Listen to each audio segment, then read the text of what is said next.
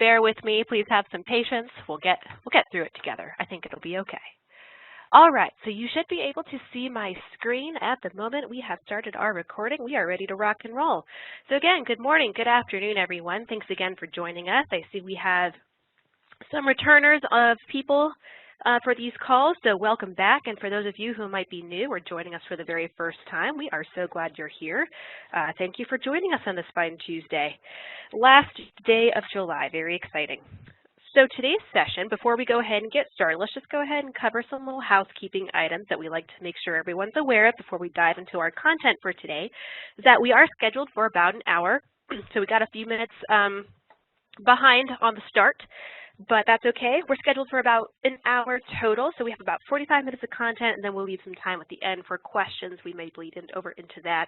Speaking of questions, if you have questions along the course of the presentation today, feel free to make use of the Q&A feature of the WebEx or even the chat. You can send your questions or chats directly to me, the host, Training Services, and I'll go ahead and make sure to check that window periodically and try and address questions. If they're particularly relevant, I'll address them at that time, or if there's something that maybe could wait till the end until later in the presentation, I will try and address them as well. And again, in advance, I apologize with my ineptitude with some of these windows today. If I miss your question, I will of course make sure to try and get to that at the end or address it in the post on community for today as a live training site. I don't want anyone's questions to go unanswered.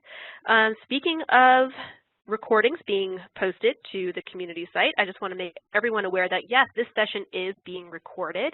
You were all placed on mute as soon as you entered the WebEx call today. I'd like that to remain the State of the Union for the rest of this presentation. So if you could please keep yourselves on mute, that would be very fantastic because we are recording and we'd like to maintain the best audio integrity possible. When we are ready, when we've rendered this video, we will go ahead and post this session back to the live training post on the community site in Alteryx Academy. So that way, in case you colleagues who weren't able to make it today or you want to revisit some of the concepts that we're talking about, you'll be able to do so. So give us at least till the end of the week and we'll make sure we'll get that up there for you. All right, so let's go ahead and get started. As an introduction, hello everyone again. My name is Christine Bonthius. I'm the instructional designer here at Alteryx. You may know me from all areas of the Academy, whether that's weekly challenge or live trainings just like this one or some of those interactive lessons. I'm involved in a lot of things training here at Alteryx, my favorite thing about Alteryx. So let's go ahead and dive into today's topic, which is Alteryx Gallery and best practices. And just as a heads up, the scope in which we're going to be talking about Alteryx Gallery today is particularly from a user side. And it's meant to be a little bit more of an introductory session. So maybe for those of you who are just getting started with publishing your workflows to a gallery or want to know how to share these workflows that you're creating or share your apps with your colleagues, how can you make these most accessible? How can you limit some accessibility? We're going to go ahead and cover a lot of those topics today from the user perspective. And I say that and emphasize that as opposed to the admin perspective, which is very much a behind the scenes kind of role, and they are very different experiences. So I just want to make sure that you know what you're in for today. So let's go ahead and get started and see if, oh good, my windows do advance. So a bit of the agenda for today's session is we'll go ahead and give you a little bit of background as to what is coming for you in August in terms of live trainings. So you can put those on your calendar. We'll go ahead and talk a little bit about maybe some workflow background, but a little bit of how to work with Gallery background and what the real benefit of working with Gallery is for you as an individual and maybe for you as an organization. We're going to spend a lot of time in Designer and Gallery today. Pretty much no presentation needed. We're just going to spend a lot of time actually in the product, which is I think the best way to just kind of see what we can do here. And then we'll talk about some avenues for support that you have in case you have any further questions after today's session. So in case you haven't been to our community site, which I presume most of you have as you are here for this session, you probably need to get that link somehow for today's live training, but I want to invite you all to become active members and participants in our Alteryx community. That's at community@alteryx.com. It's a fantastic site that is just chock full of knowledge in terms of discussion forums and knowledge base articles and really insightful blogs. It's just a wealth of information and resources for you to really advance your Alteryx knowledge and your Alteryx skills. It's also a great place to make friends, especially those friends who are probably just like us, nerds who love Alteryx. It's a great way to just connect with those peers, other people who might serve as inspiration in terms of use cases as to what else you could possibly do with Designer, or something you come across. Maybe you think it'd be really awesome if Designer did a certain thing or had a particular feature included. We'd love to hear about that. It's a place on Community for you to submit your ideas as to how you'd like to see the product evolve or what other features you'd like to see in upcoming iterations. So feel free to chime in and let us know your thoughts there. As I mentioned before, there's some insightful blogs, some really entertaining reads, really insightful reads as to how to work with the new Python SDK, all the way down to what that third-party core data engine can really do for you in terms of the allocate data, all the way into how the engine actually even works. So if you have any kind of curiosity as to anything Designer, I encourage you to go ahead and check out our blogs, and then also our developer community, which you can find in Alternation. It's your guide to getting started with developing your own tools, macros, apps with our HTML SDKs, Python SDKs, or just building these crazy macros that you want to share with the world. So we invite you to become active participants there at community.alteryx.com. And particularly within the community, we invite you to check out all of our resources that we have available through the Academy.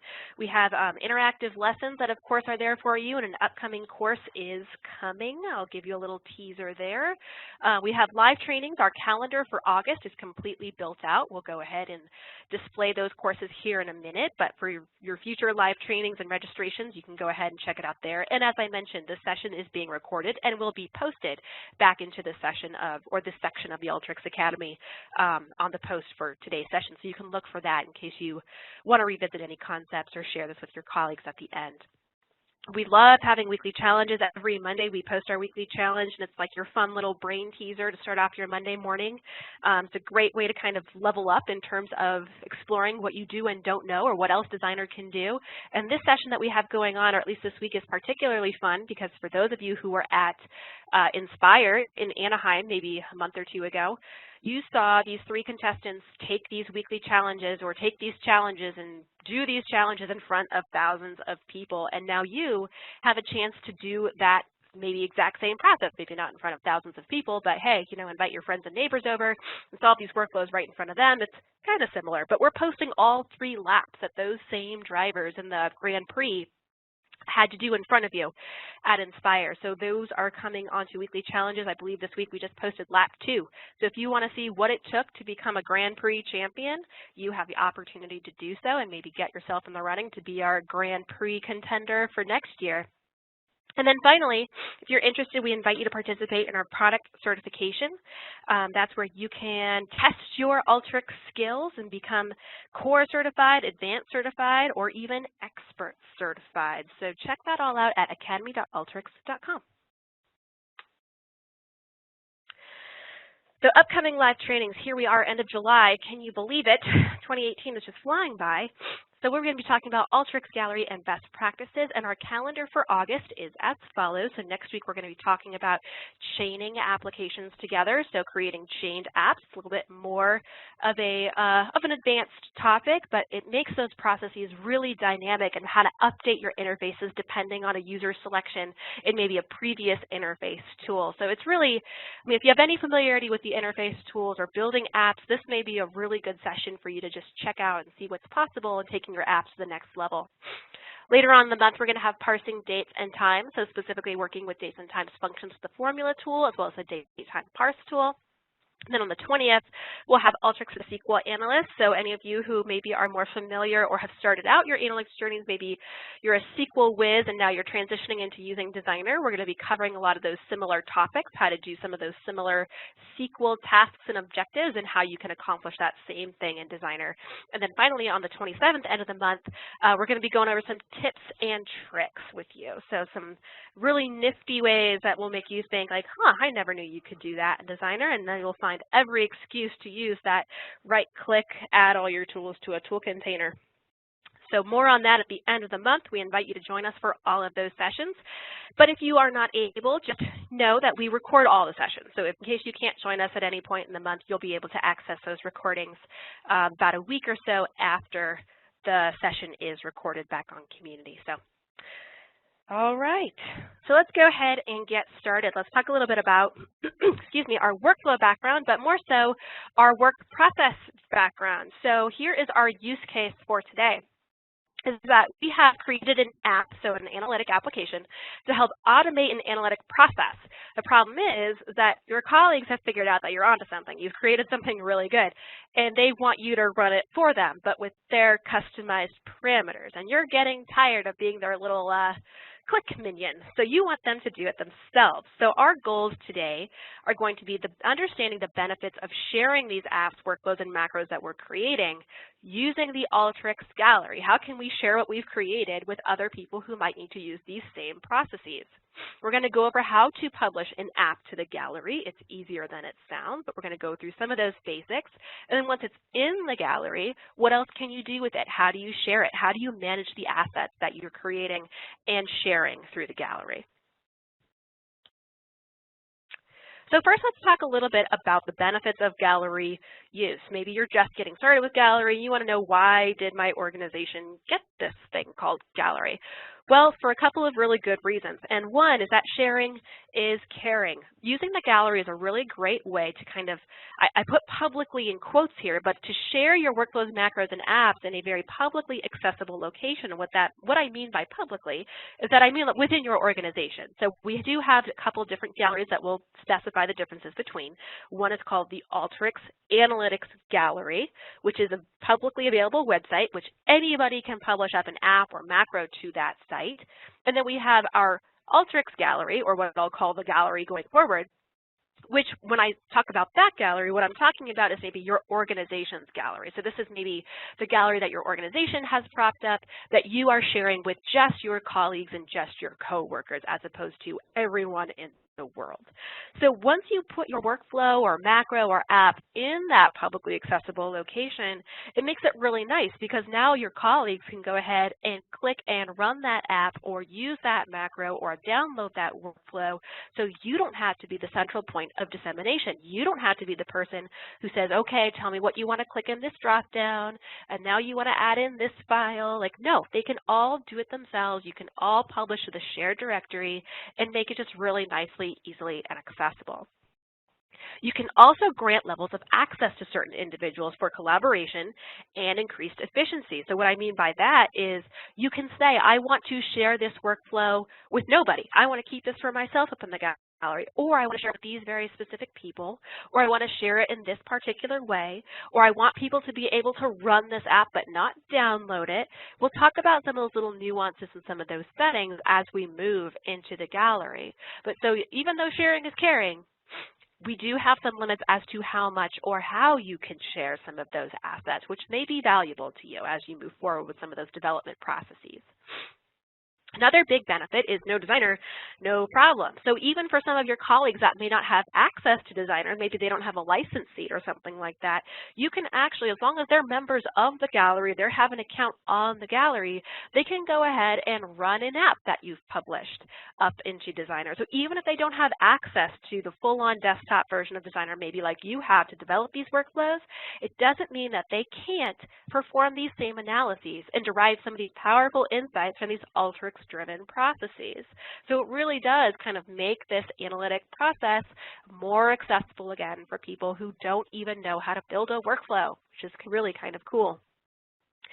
In addition to some of the things that we're going to be talking about today in terms of gallery use, in terms of sharing workflows or sharing apps, there are other components, which we won't really talk about today, of the galleries that relate to automation. This is where you can schedule a workflow to run. You can schedule that analytic process. Your server admin or your gallery admin can provide database connections that can be shared across an organization, so that way you don't have to necessarily manage your own credentials. That can actually be managed for you by your admin. And you can also communicate with that gallery admin via notifications or manage how you receive those notifications with that gallery admin or whatever's new in your gallery. So again, we won't really talk about that today, but just know that that is possible, which is really, really cool.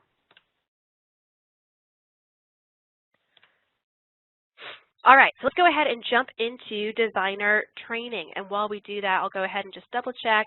I'm going to stop sharing my screen briefly before I jump into designer, just so I can check out anything that's going on in the chat window that I might need to address at this time.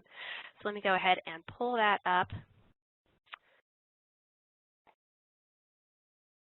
So yes, looks like we the presentation, so you will have the recording, and I'll share my workflow with you as well that we're going to be using today to demonstrate all these concepts. So you'll get the workflow, and then of course you will have the recording available for you after this presentation session. And it looks like that might be all the relevant questions I have at this time. So I will go ahead and pull up a workflow, pull up Designer, and share my screen again.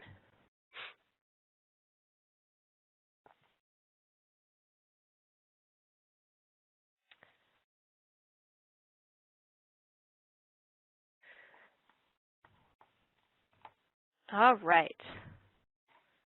Go ahead and pull this over. So now you should all be seeing Designer. And what you should be seeing is a pretty simple app. This is just a sample app that I have created. This is the app that my colleagues want me to run for them all the time. And what this is that this is an app that simply reads in an input file. So let's say that we have a file that looks at airline data from the Hula Holiday Airlines. That's what we're pulling in. We do a little bit of parsing here. We let a user select the types of airports or the origin airports whose data they want to analyze, so where these Hula Holiday Airlines flights are leaving from. We do a little bit of summarizing here. We give them the ability to sort by a particular metric, whether that's domestic flights or dates or domestic passengers or the total revenue in thousands. And then we give them the ability to sample down how many records they actually want displayed. Finally, it outputs a report here. So we're rendering to a table or going to a table here, and then we render that table as a PDF file. So that is very exciting. So this is the app that all of our colleagues want us to run for them. And so what you may have been doing, let's say you've developed an app similar to this or another process, what you may have been doing is simply sharing this app, this YXWZ file, just as a YXWZ file with your other colleagues. But now let's go ahead and make this public. Let's go ahead and put this on our gallery. And the first thing that we want to do in order to publish this to our gallery is simply go like you would any other workflow, is File, Save. We have options under this file menu for Save As, and you'll see this is your traditional way that you may have been doing it just by browsing here. That'll save it as a file anywhere that you tell it to. But you also have these abilities to save to the Alteryx gallery. So this is a warning. This is that very public, like anyone in the world can access this Alteryx Analytics Gallery location. So if you don't want it to be very public, then don't publish here. You'll probably want to go publish to whatever your company's gallery is labeled as. Mine is simply just called My Company's Gallery, and it probably has a very specific URL that your gallery admin will probably provide to you there. I will make a note here, is that you may not have this option to save as, and a reason that might be is because of your permission level on the gallery. Let's just take a moment there to back up here a little bit as to who is who on the gallery. So we have a couple of different what we call memberships or permission levels that can access the gallery. And the first is going to be what we call a curator, and that is someone who is essentially your administrator. That's your gallery admin. That is the person who has all the power. So that might not be you. It might be maybe your DBA, or it might be someone in IT, or maybe it's one of your other coworkers who has the ability to create new users, to create new tags for districts, and really go into the back end and really configure a lot of these settings. More often than not, what you will probably be is an artisan. And what that means, that's kind of the next level down in terms of permissions. You can't really mess with anything on the back end, which is kind of nice, but what you can do is you can publish workflows to the gallery, you can run workflows on the gallery, you can create collections in the gallery. So it really is kind of a nice sweet spot to be. And then for some of you who may actually be what we call viewers, you have an even more restricted permission level. What that means is that you can't even publish to the gallery. So if you can see here, if you go to your Save As menu and you're wondering why you can't publish to your gallery, well, maybe that's because you're set up as a viewer. You can't publish anything. You can't actually move anything from Designer to the gallery, but what you can do is access the gallery, and you can run any apps or anything like that that may be accessible to you in the gallery. So because I have this option here, I'll just give you the sneak peek right now. I am the curator of my own gallery. I can do whatever I want on my gallery, but for this point, let's just say, even if you're an artisan, you should see something like this in your File Save As menu. So I'm going to go ahead and click it. I'm going to move this app that I've created up to my gallery. And once I do, I have a window here. You can give your workflow a name. I'm going to go ahead and move this up as Hula Holiday Metric App. Give it a nice name so that way people know exactly what's going on when they access this on the gallery. This is the location it's going to. It's going to my Christine's studio. Once we get up into the gallery, we'll kind of talk about that nesting level of studios to collections to districts, but just know that whenever you publish something first to the gallery, is that it's going to your own private studio. So just accessible to you at that particular moment in time. I'm going to go ahead and add some details around this. I'm going to go ahead and put some comments and give a little additional description here. So I'm going to say, run this app to pull metrics regarding hula holiday flights. Just to kind of give it a little bit of description here. So there's this little menu right down here that says Workflow Options. I recommend clicking it just to kind of go through the motions and make sure everything's configured the way that you think it is. First thing I always recommend doing is validate the workflow. Validate the workflow and make sure that it works. The worst thing you want to do is upload an app to the gallery or a macro to the gallery without it being validated and then find out it's broken on the gallery, and then you have to do this all over again. There might be reasons, which we won't really talk about, but there might be reasons why you might not want to validate a workflow before publishing or saving to the gallery, but more often than not, you will want to validate your workflow. There's also 3 links here that you can click. Let's just take a little bit of time to explore these a bit. The first is managing these workflow assets. And this is much like your asset manager in Designer. So some of you are familiar with maybe making sure that your inputs or maybe your outputs or maybe an embedded macro go with your workflow are labeled as an asset in Designer. This is the same thing for moving it all up into the gallery. So I want to make sure, for example, that with this workflow or with this app that I am moving up to the gallery, I want to make sure that particular lookup tables that are associated with my interface tools are also included up on the gallery with this workflow. I want to make sure that the input file, my Hula Holiday Airlines file, is also moved up to the gallery so that way people don't have to go hunting for it maybe per se, or that it's accessible to this workflow on the server when it's on the gallery. And then I also want to include my outputs here. My output is what I'm going to render here on the gallery too. So in case that pertains to you, let's say that you have files, additional files or whatnot that need to go with this workflow, that this workflow requires in order to run, you're going to want to make sure that your asset manager is fully configured before you publish. So mine looks good here. All these boxes are checked. I'm going to go ahead and go to Done. And then I'm going to go ahead and click on Enable Workflow Encryption. So this is actually a pretty interesting little feature. And a tip here. Heed this caution warning, is that once this is encrypted, workflows can no longer be edited and encryption cannot be undone. What that means is once you encrypt a workflow, you cannot unencrypt it. There's no way to really reverse this. So just as a tip, you might want to save an extra unencrypted copy of this workflow or app or macro that you're working on before you actually encrypt this particular workflow. So if you want to enable encryption, all you need to do is check this little box here. You can restrict use. This is one way to limit access to a particular asset on the gallery to specific serial numbers. So that might be specific designer licenses or specific users who can actually run or access this particular asset. Could be a very good way to manage access, maybe to those who you don't believe should be able to run this or be able to view these results or shouldn't have privileges to see any of this data.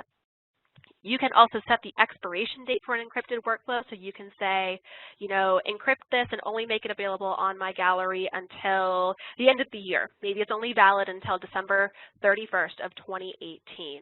And then after that, it will just simply be removed from your gallery. So encryption also available to go up to the gallery.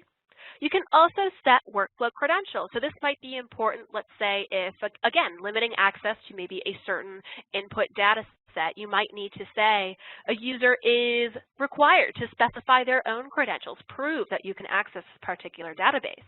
Or you can set it to always run a workflow with these credentials. So if I'm the owner, say, of a particular data set, I could just set it to run always as me, always as myself, and no one else has to worry about it. They don't have to specify their credentials. They just have access to it. Or more often than not, you might say it's not required to specify credentials. There's nothing here in this workflow or in this app that would require anyone to enter a username and password. So I'll go ahead and click Done here. So that's the whole Save window interface. So once you're ready to go ahead and move this whole workflow or move this whole app on up to the gallery, I'll just go ahead and click Save. And what this is doing, you'll see that's in the process of validating, and then it saves up into the gallery. So I'm going to go ahead and open my browser here. Let's go ahead and check out the gallery and see what happened.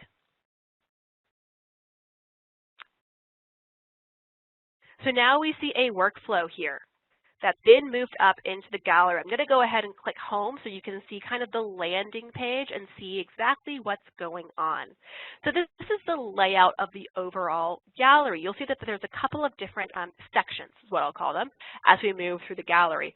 Districts, which we'll cover soon, Private Studio, which we'll jump into in just a moment, Collections, again, we'll talk about in a little bit, and then we have a section for Workflow Results and Schedule, some of those automation features and some of those notification features that you can use to learn more about what's going on in your gallery.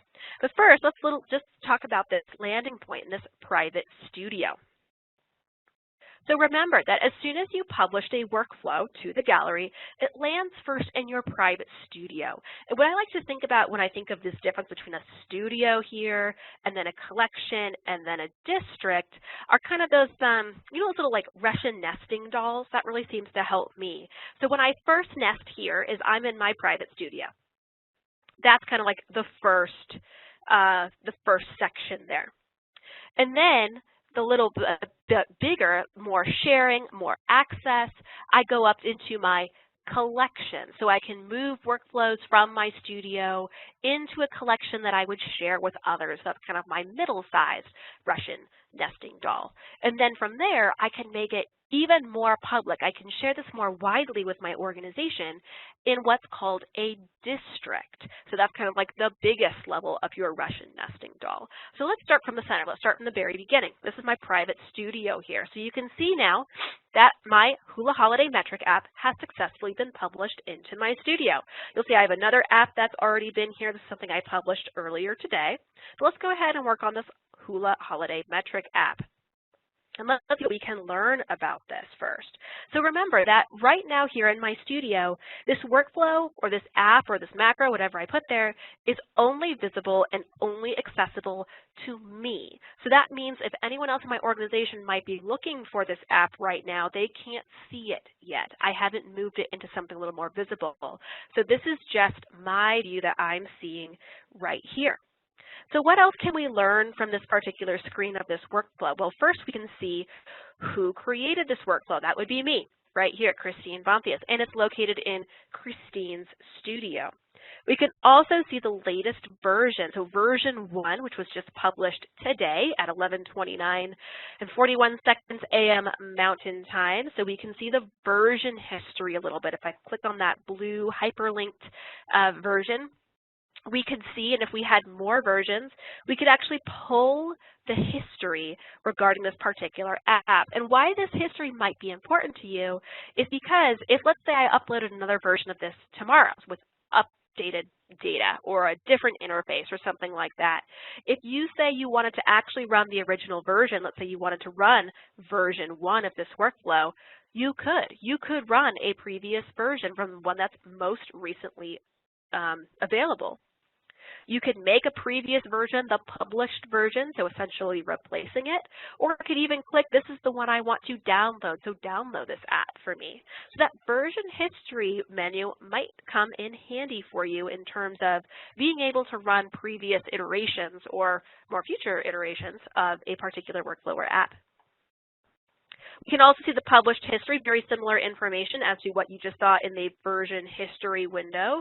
So nothing too exciting there. You can also get a little bit of information as to how often this particular app is run or when it was run. So far, it has never been run in the gallery. So we'll go ahead and change that in just a second here. We can customize this a little bit. As you can see, I like to customize things on my gallery. My gallery is customized to my cat theme. So if I wanted to, let's say, give this app a little bit better of an icon, maybe make it a little more obvious that it's related to hula holidays, I could just by changing an icon and viewing to a picture. So I'm going to pick sea turtles for this particular app interface. So a nice little way to customize here. If I wanted to replace this workflow, say with something else, let's say here's another app I have in my studio already, that Interface Designer app that I published earlier today. If I wanted to replace this app with my Interface Designer app, I could just by clicking replace, but I like my Hula Holiday Metric app, so I'm going to keep it there. Workflow settings again. So this is a really nice way, like I was saying before, to maybe limit some of that access as to how people can interact with this app once I move this into a more shareable location. I have checkboxes and options to allow people to download this workflow. If it's checked, yes, they can download it, which might be good or bad. That might mean if they download it, now they can open this up in Designer and customize it to their needs and maybe publish it to their studio. But if they download this workflow, there might be assets or data sets in there that we've uploaded as assets to the gallery that maybe other people should not have access to. So maybe you don't want versions of this app floating around for being for customizable purposes. And if that's the case, you might want to uncheck that box there so that way others cannot download the workflow. This workflow may be run in the gallery. Oh my goodness, I would hope that you would want to check this box if you're putting it in the gallery in the first place, but there may be reasons why you might not want people to run this workflow in the gallery. Maybe you just want them to be able to download it as opposed to actually running it in the gallery. So that's another customizing session or configuration that you have available to you here. We'll leave that checked so that way it can be run. You may not want other people to see that workflow history. Like we just said, if there's previous versions of this app that are floating around in the workflow history, well, you might not want people to have access to that. Maybe they're going to be using, data that's out of date, or maybe they're going to be using a different tool configuration that you've changed. You don't want them to use any longer. So if you don't want them to see that history, leave this unchecked. Otherwise, you can allow them to run or download those previous versions with the box unchecked. So I'm going to go ahead and leave this box unchecked so that way others cannot see this workflow history. And then you can also set the level in which this workflow is run, whether that's unrestricted mode or safe mode or semi-safe mode, so just that level of restriction in which it can be run if that is important. We will leave it at the default, which is unrestricted, and click OK. So now that we've customized these apps a little bit, so now we can see here, let's go ahead and just click these really obvious green buttons. These are the ones that you'll probably see most often used. And one is the Run button. This allows a user to actually run an app. So let's just go ahead and we'll kind of click all these out and see how this app just runs, and we'll sort by number of domestic passengers, and we'll limit our number of records to 10. So this actually will run the app in the gallery, and that's really all you would have to do. We've output a specific file, so now we have results. And now if we actually go into our gallery, we should be able to see, let me go ahead and refresh in my private studio. We should be able to see that, yes, this app has been run once. So this is a really nice way that you can kind of track the frequency with which an app is being run. And then you can see down here the results. So a green check mark means success. It was run successfully. You might actually see maybe a red X, or I think it might be a red X or a red lightning bolt. That means no, it was run with errors, something like that, to kind of give you a little bit of a history here. Who it was run as, local user. So again, because I did not require anyone to specify credentials. And when it was run, how long it took, and what type of run was it? Was it a manual run, or maybe was it something remote or deadline, anything like that? We also have the options here to download this particular app. So again, that would allow someone to download that YXWZ file that we put up onto the gallery. And if this was maybe a workflow that we had, we could schedule it if we had access to the scheduler.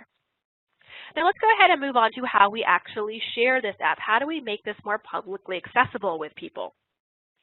Let's go ahead and click the sharing button and see what we can do here. We have two options at this point, which is placing in my company's gallery. So again, think of your own organization's gallery, the most public version of that, or we can add it to a collection. Let's go ahead and add it to a collection, but first, let's create the collection.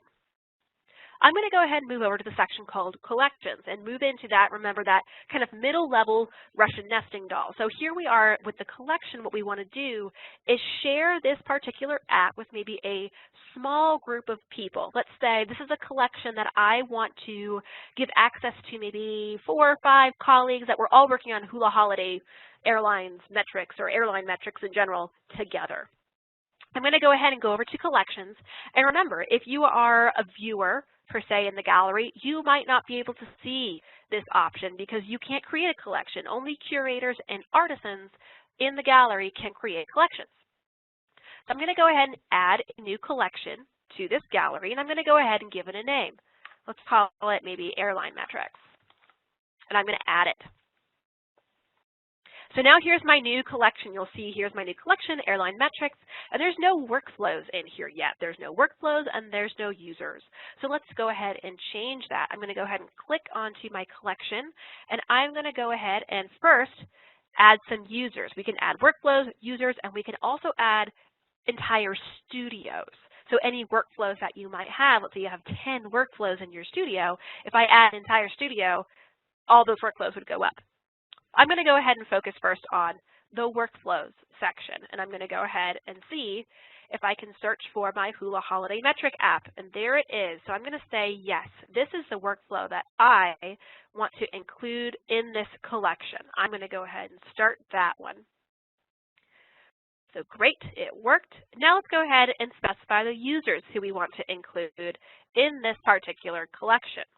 These must be people who are probably in your domain or in this gallery. So I'm going to go ahead and search for my coworkers here. So let's see if I can find Joe, and I'm going to find Elizabeth to be able to share this workflow with. So this is a small team that I want to be able to say, yes, you have access to this collection. We can all collaborate on these workflows together. You can run, you can access whatever I put into this collection. Just the little group, the little trio of us, just the 3 of us can do this. So with each of these users, I have a couple of configuration options. I can say, make Elizabeth maybe a member of this collection until the end of the month, so 1 day, or maybe until the end of the year. However long that person might need to be part of the collection, you can set them to expire and then be removed from that collection. You can also specify them as a collection admin. And I will say there's a little bit of a trick here with collection admins. Just to kind of give you a brief overview, is that whoever starts the collection, in this case, me, I have my own studio. And associated to that, I have my own studio key. It's like my special little code, and I can show you where that's located. Another collection admin must be added to my private studio. In other words, they must share my specific studio key in order to be a collection admin. That might sound a little bit confusing at first, but it basically just means that we have to essentially be clones. We have to be in the same studio in order to manage or administer the same collection. Sounds a little tricky, can be a little complicated, but luckily, I did research on this, there is a fabulous community article out there on the step-by-step process to make that happen. And once you do make that happen, you can set, say, Elizabeth to be a collection admin with you, meaning that they can add additional users to this collection, they can publish more workflows to this collection, they can delete workflows from the collection. They have the same powers that you, as the creator, has as well. You can also set the person's role. So right now, I have Elizabeth and Joe set to just be viewers here in this collection, meaning they can run any workflow, they can run any app that I publish to this collection currently. And then again, if you wanted to add any studio, so anything that's included in that studio, you can just by adding this particular studio or searching for another studio or person's name and associating their studio with this. But we'll go ahead and just stick with individual users at this point. So great, so we've created a collection. So now we can say we have one workflow in here and 2 additional users. Fantastic. So we have one more level here in terms of that permissions or level of access and public access. I'm going to go ahead and go back to my private studio here.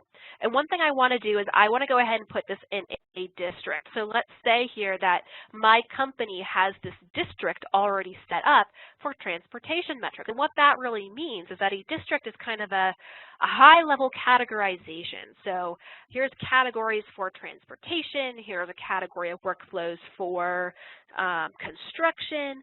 You know, on the Alteryx Analytics Gallery, you might be more familiar with districts in terms of where you might go to download predictive workflows or predictive tools on the district level, the predictive district of the Alteryx Analytics Gallery, or maybe an additional connectors district in the Alteryx Analytics Gallery. I can go ahead and show you where those are located right after this section here.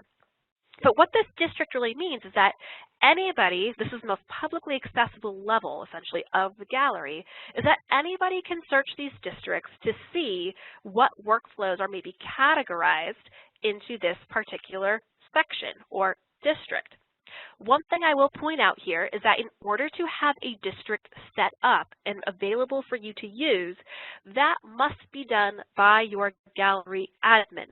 Your gallery admin has to go in and create a tag that essentially can then be used to associate a workflow with a particular district. And if that tag does not yet exist and you want to use that, you have to be able to go ahead and tell your gallery admin to, hey, go ahead, set that up for me so I can use it in case you don't have that access level of curator. So let's go ahead and add our workflow from our studio again. Let's go ahead and put that in a district. So once I'm in my private studio and I'm clicked sharing again, I'll go ahead, instead of add to a collection, I'll say place in my company's gallery. Again, you have to place it in my company's gallery, so your highest level of access to make it the most public before I can categorize it. So great, so now it's in my company's gallery. And if I go to home here, so now on my home landing page, we can see that there is a workflow here.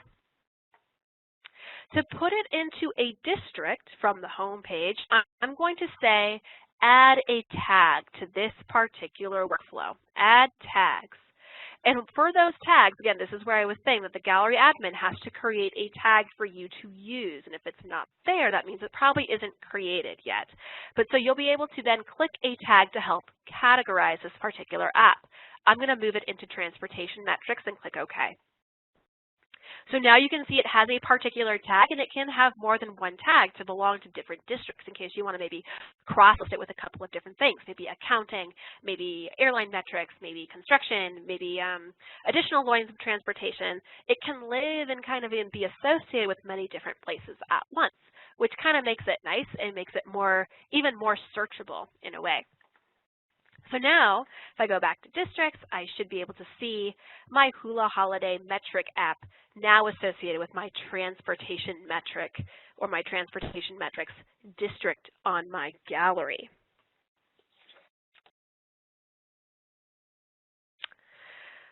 So there we go. So there's a whole bunch of information on sharing some of your assets and workflows and apps and macros that you are creating. Now a little bit more on terms of the management of you as a user here on the gallery.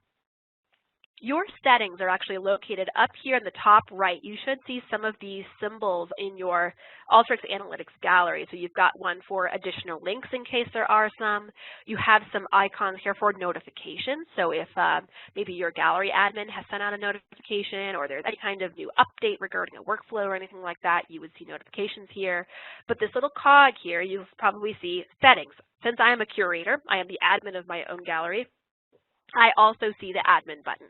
However, you will probably only see settings, but settings is what allows you to kind of customize or configure your own studio and your own user account a little bit better. So first, about me. This is your public profile. So if you want to have an avatar, you certainly can to make yourself a little bit more visible or obvious. Type in your name however you would like it displayed. You can put in information about your employer. You can see I don't have any information there, but you certainly could add it. So this is everything that can be visible to other users in your gallery. Here's your private studio. So you can have the option here, most likely, your private studio name is going to be something like your email domain or something that your organization has already set up. I changed mine to be labeled to Christine Studio as opposed to Cbontias, which was my default name. You can also set a contact associated with that studio in case that is important to you. And remember, you can also include other members of your studio by giving your keys to another person. I'll go ahead and click on the Keys tab. So again, I'm in Settings, and then the Keys tab here. This is the subscription key associated with your gallery. And what that really allows you to do is, I'll go ahead and move off into the private studio here, is to take that key and maybe give it to somebody else so that way they can be a member of your studio as well. And again, why you might want to do that is so that way that particular person can help you manage collections. This can be a temporary thing. I will give you that little tip of always copy and make sure that you have a copy of that key for your own studio saved somewhere securely so that way you can always put it back into your settings and get your own studio back up and going. So do remember, it's something to be very careful of, is that yes, these keys are transferable and they give you these powers to kind of, be associated with someone else or be someone else in that studio, but make sure that you always have these keys saved somewhere securely so that way you can set up your own studio again.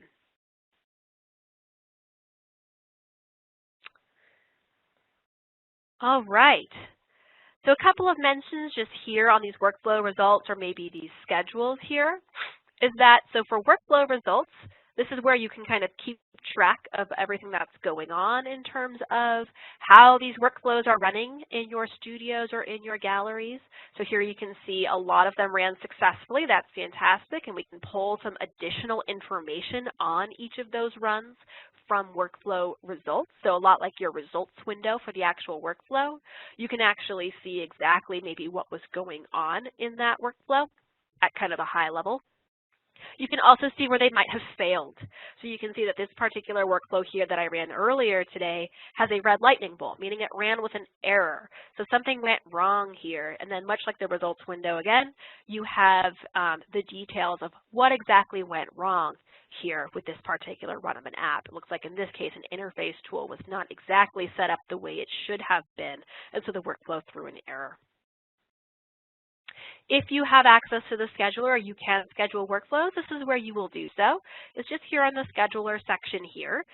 We won't go ahead and talk about this today, but again, it's in that automation type of functionality here of your gallery, is that this allows you to really make those kinds of manual tasks that you might be running this workflow every day, you can just go ahead and set that up to a schedule and have that run automatically for you daily or monthly or every 10 minutes, whatever it might be that you need.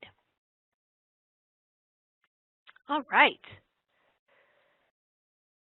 So with that, I will go ahead and wrap up some of this content that we have here with a PowerPoint. I just want to make sure that after today's session, I know I saw a couple of questions that came in. I'll take a look at those right after I wrap up here. It looks like they may have been very specific to a configuration for your particular server or gallery as opposed to kind of a general question.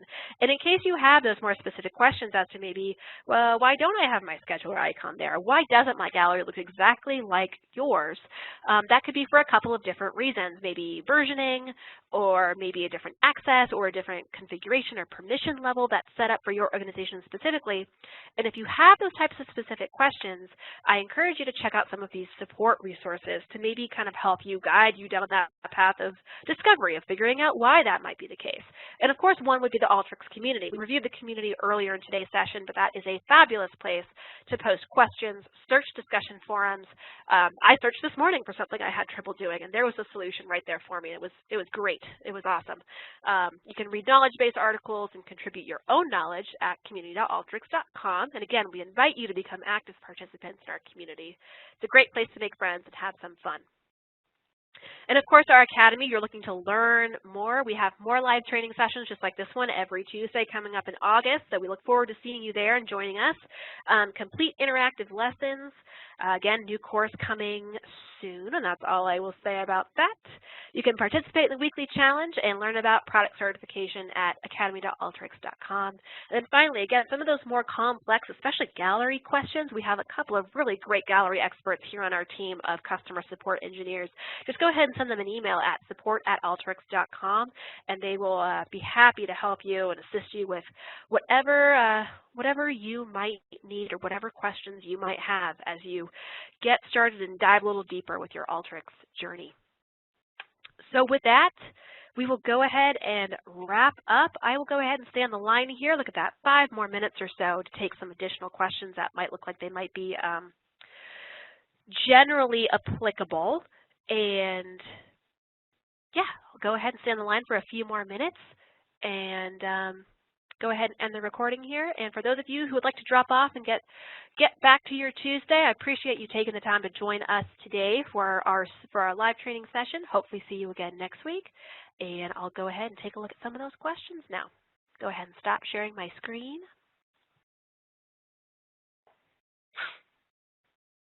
And let's see what has come in.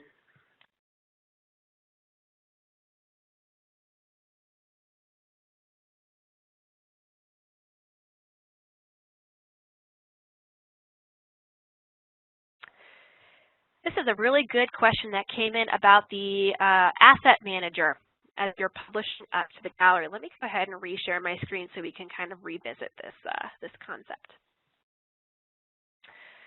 So let's see, view, share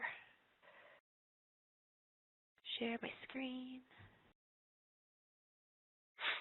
So one of the questions that came in is in the asset manager in general, why do tools like, let's say, the data cleanse tool, I'll go ahead and drop that in so you can kind of see what's going on.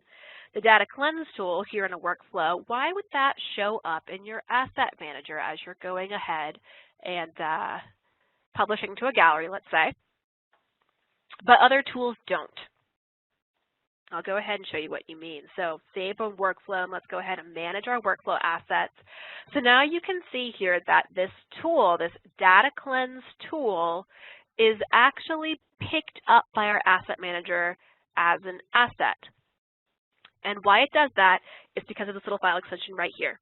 So the data cleanse tool, other tools very similar to this, like let's say the Google Analytics tool, or I think even the running total tool, or the weighted average tool, I think might actually do it too. But they're actually macros. They're not, standard tools. They're actually macros that are embedded in the product. So they're picked up as assets because they're not seen as your standard tools. But there's really no need to upload them as an asset to the gallery because they're already seen essentially. They're kind of like this weird, they straddle the line between being a tool and being something external. They are embedded in Designer, but they actually have a slightly different tool extension here. For good measure though, there's nothing wrong with clicking the button and making sure it all goes. There's absolutely nothing wrong with that at all.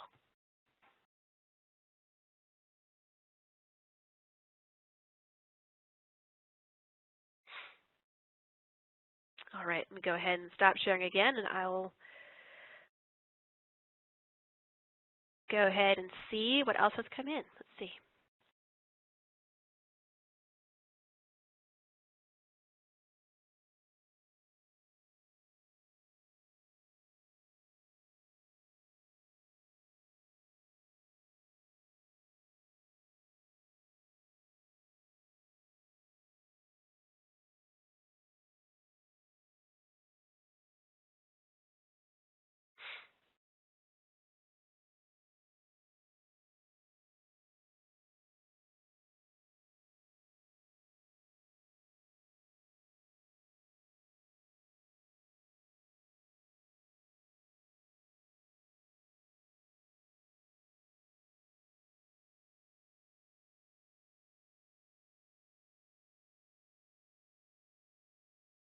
Okay, so it looks like we've had a couple more questions for those of you who are on the line here.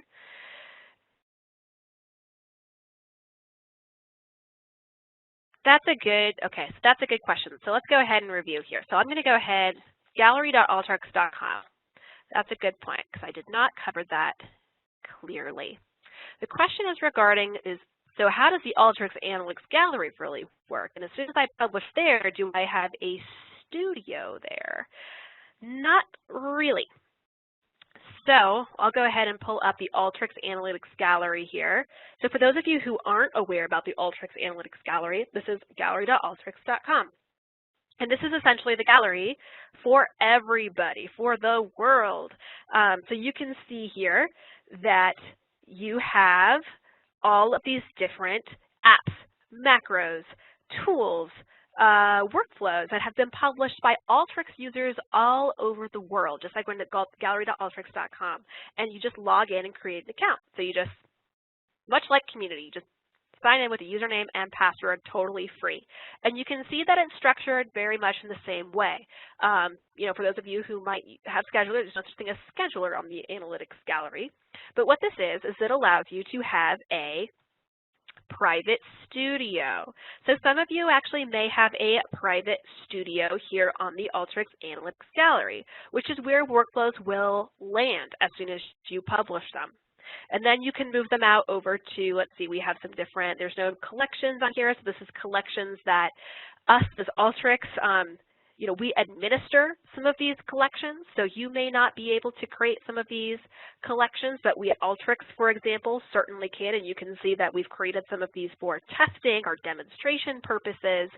Districts, though, is really what's going to be most useful for you here on the Alteryx Analytics Gallery. And this is where that tagging aspect really becomes important, because now we have, let's say, I mentioned before, like the predictive district.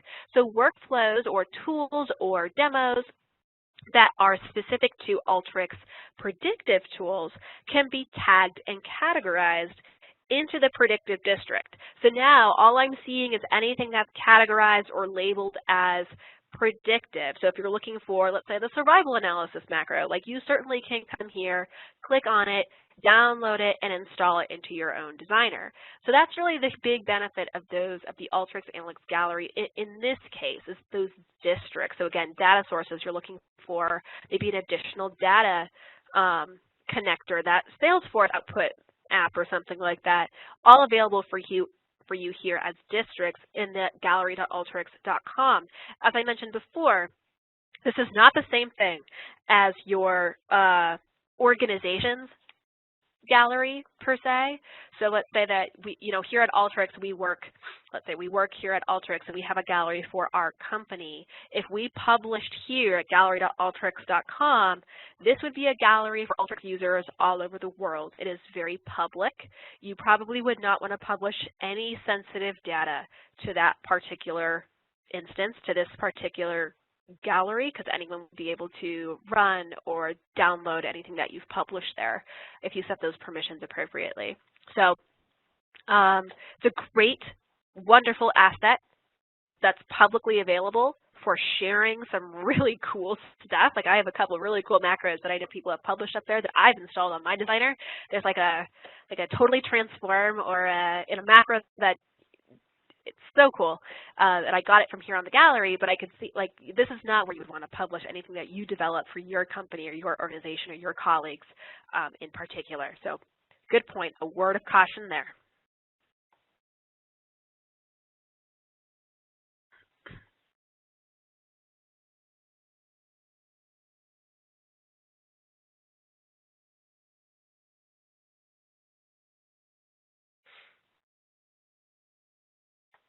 All right, looks like we have like about 2 more questions or so that I'll take that I think are generally really applicable. Well, 2 questions and looks like a tip. So let's say we have a tip from a savvy user here. When running an app from the gallery, or I'm sorry, I was looking at the wrong line, that says if any of your data sources or files are updated daily and your workflow app depends on that, make sure the assets box is not checked. And that's a very good point, and I will emphasize that because you want to make sure that that app is essentially being rerouted or using the data that is most relevant or most updated for that particular run. And that's what I'm imagining that this particular user means to convey. And that's a very good tip, a very good idea. We have another question, is there any training for the admin gallery piece? Currently there is not. However, at Inspire, I will say we do have a full course specifically for administering the Alteryx gallery, which really gets into some of those moving parts about how to add users or how to deactivate users or how to kind of manipulate and configure some of those back-end settings, maybe enable users to have their own API keys as well. We do full trainings on that at Inspire, but currently we don't have any live trainings or anything like that available. What we do have, though, is our server admin help documentation. And in fact, let me see if I can pull that up just real quick here. Server help. Alteryx, I should have this bookmarked. But what it is, it's our documentation specifically for those administrators of servers, of galleries, and looking at in the configuration here how to, enable different gallery configurations or how to set up maybe multiple workers and how to set up your controller and able to handle some of the gallery workloads and also configure and install, get started, and administer these different components, so those different users, workflows, the districts, all these different configuration options that you as an admin might have access to. So that is where I would point server admins at this point in terms of learning more, getting some personalized information there.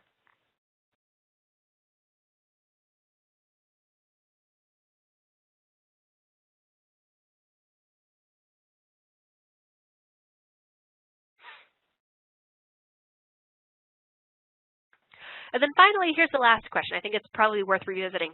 The question is can you please review the difference again between adding a user versus adding a studio to a particular collection?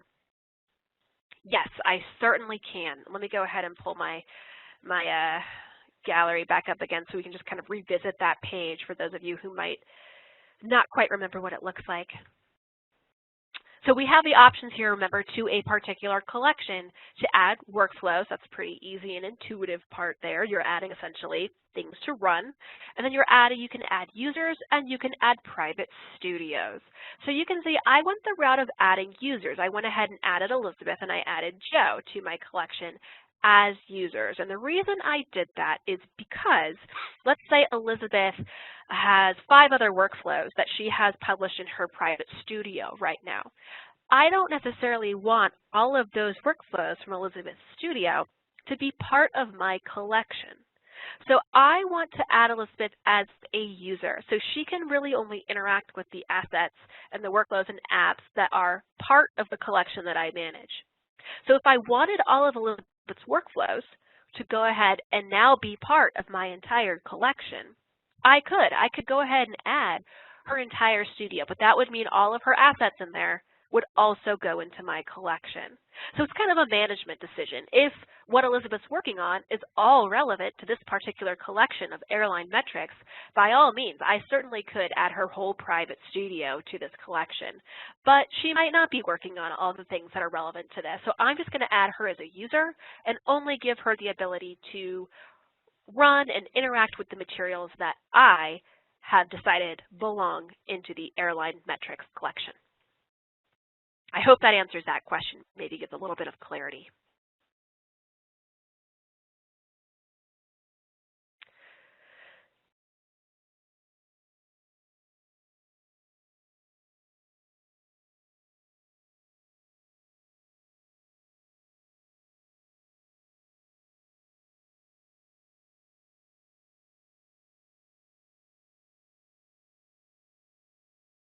All right, so it looks like the questions have kind of come to a standstill, and I see some other questions in there that look like they might be more relevant for maybe an email, quite frankly, an email over to customer support, or maybe a quick research over on the gallery. They look pretty specific, and I maybe won't get into some of those details with everyone on the call or for the recording's purposes. But I do see some good questions, and I know some of those concepts I know I've seen floating around on the gallery, or I'm sorry, the community. So it's definitely worth checking out over on our server section of our community website for some of these things that you might be asking about, such as when running a workflow from the gallery, where does it run? Does it run on the gallery on your local machine or a server? That definitely has a lot of discussion going on in the community. I already know that. If you can see your scheduling option here on the bottom, I know I've seen that floating around the community as well. So I encourage you to go ahead and check out some of those resources. But for now, we are about 10 minutes over scheduled time, and so I will let everyone go. We'll go ahead and have our lunch, get back to our Tuesdays, and I hope that you'll join us again next week. And until then, have a good week, and look out for this posting back on community in the coming days. Thanks again, everyone. Talk to you soon.